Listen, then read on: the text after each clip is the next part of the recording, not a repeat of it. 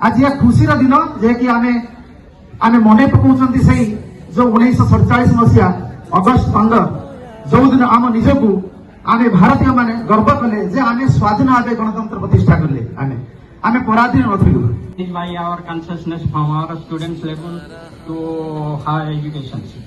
So you will see today there are a lot of challenges for us. First you will see that is political polarization. बोध हुए भारत माता